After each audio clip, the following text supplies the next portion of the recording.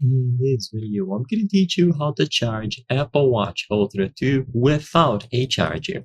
Now, while it is possible for you to do this, you will need specific equipment and it also depends on the circumstances. In general, you have alternatives to charge it, but it is going to rely on the cable with the magnetic puck that is attached to it. If you don't have access to this part, then most likely you will not be able to charge your Apple Watch.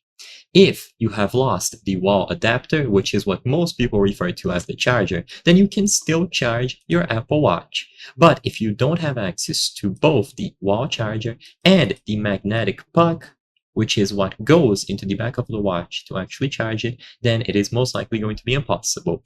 Now, as I was saying, if you do have access to the specific magnetic charging puck plus the cable, then what you can do is connect these two different devices. All that you need is a valid power source. This can be a power bank, it can be a laptop, a PC, something that provides power to the cable.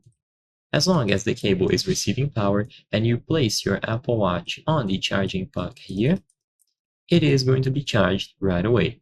But like I said before, this is going to be reliant on the cable with the magnetic plug attached, and you need to connect it to a valid power source.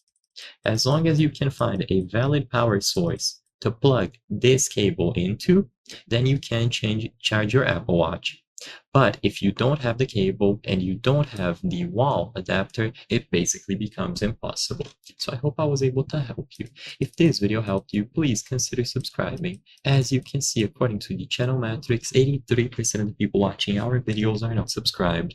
By subscribing, you can help us make higher quality videos. Thank you for watching, and I'll see you on the next one.